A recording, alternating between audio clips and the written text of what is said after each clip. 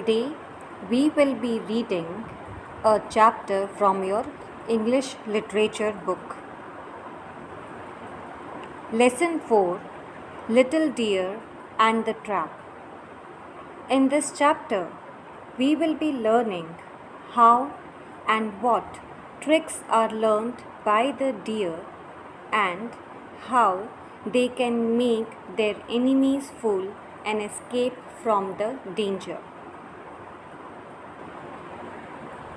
Oh, oh, whimpered Little Deer as he woke up one morning.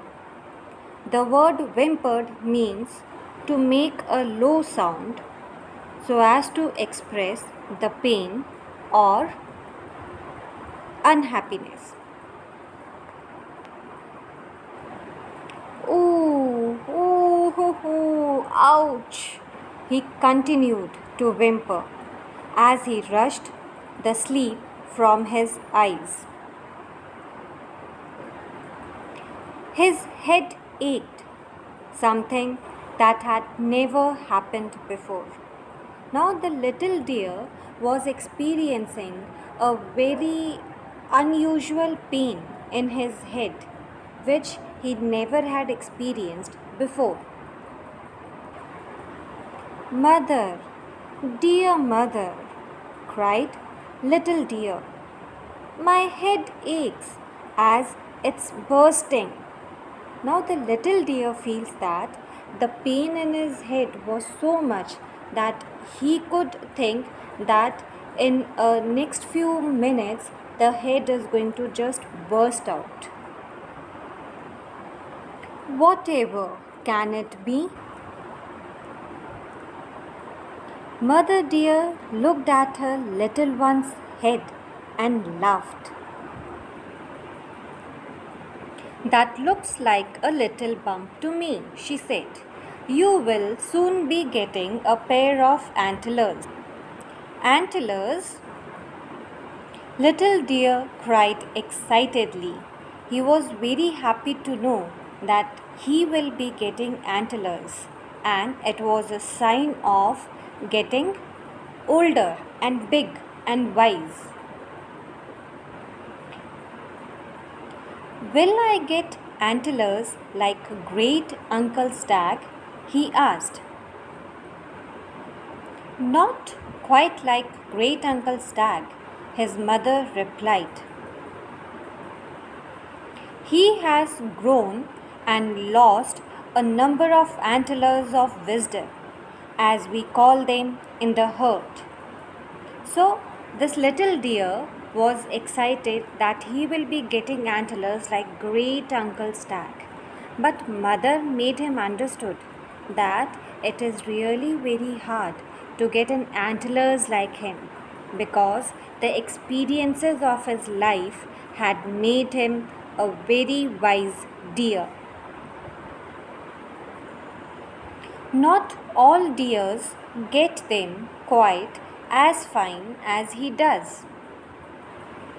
Come, I will take you to your great uncle Stag, and he will give you some of his wisdom. Now, the mother is taking the little deer to great uncle Stag's school so that the little deer can learn some of the tricks which a deer must know in order to survive in this environment. Then, maybe one day you too will have a pair of antlers just like him. And so, Little Deer went to Great Uncle Stag's school and soon learned all the tricks of the herd. He learned to roam through the jungle facing the wind. The wind would carry to him the scent of his enemies and would not carry his scent to them. So, this was the first trick which Little Deer had learned in Great Uncle Stag's school. that whenever you are roaming, moving here and there without any aim or target in the jungle, then you have to face towards the wind and then roam. Because if you do so, then the wind would carry the smell of the enemies towards you, but the wind will not carry your smell towards the enemy. But every once in a while, little deer would run with his back to the wind just to see what would happen, and nothing ever did. Little deer learned how to prick up his ears to hear the slightest sound. The second rule that the little deer learned in the school was that how to hear the lowest voice also.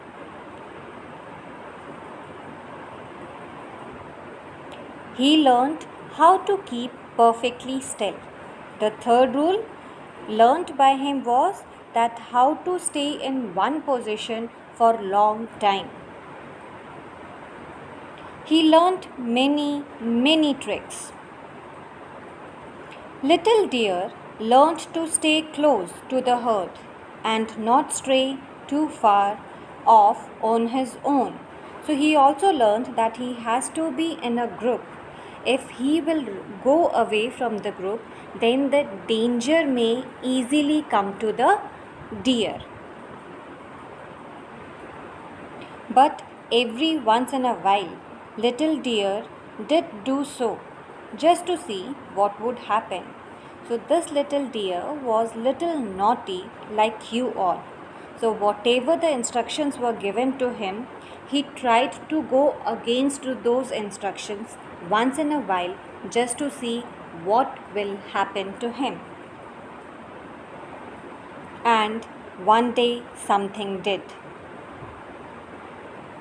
While little deer was roaming through the jungle on his own, he went further out than he had ever been before. There he saw some tender plants.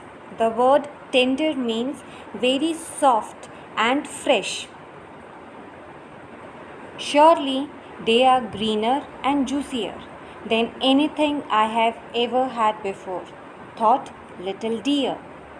Little deer nibbled at the leaves of a bush. The word nibbled means to take small bites.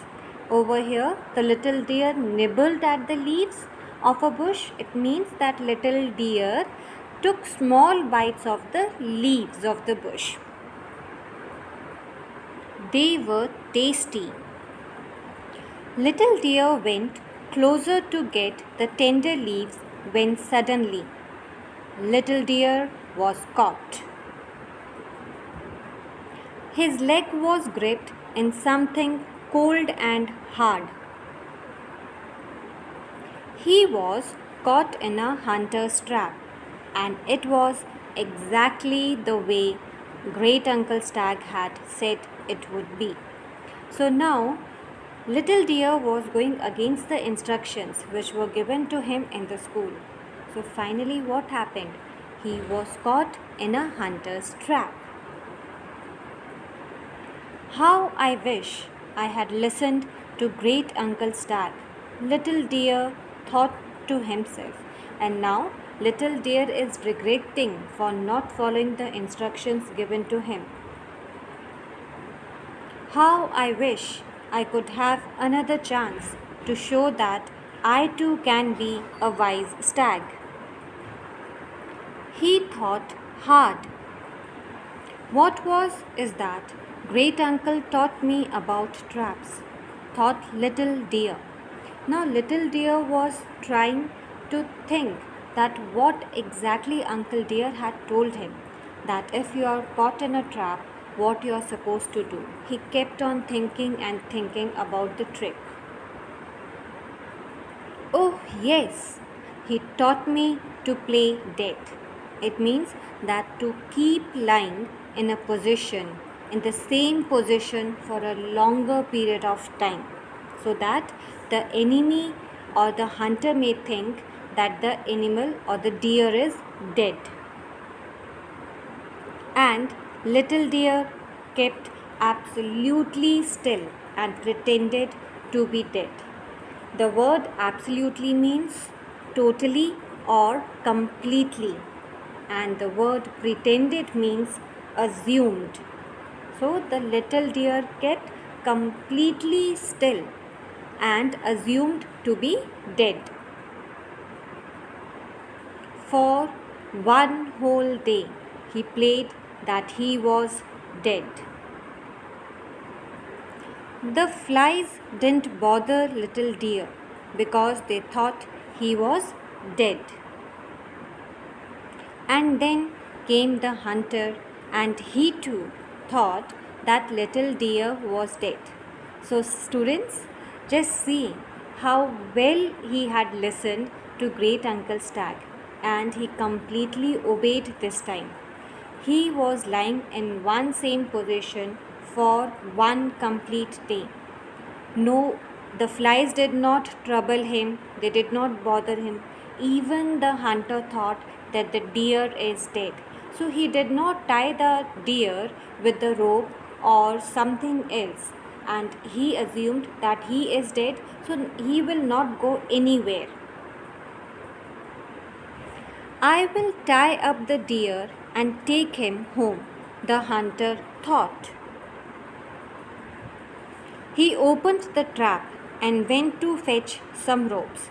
So what hunter did, that the trap in which the deer was caught, he opened that trap and left him simply like free, and went away to find some rope so that he could tie him with the rope and take him along with him. Little deer waited till the hunter was a little distance away. He pricked up his ears and then he leapt him high in the air. And when the deer realized that the hunter is at a distance, he just stood up and ran away from there as fast as he could.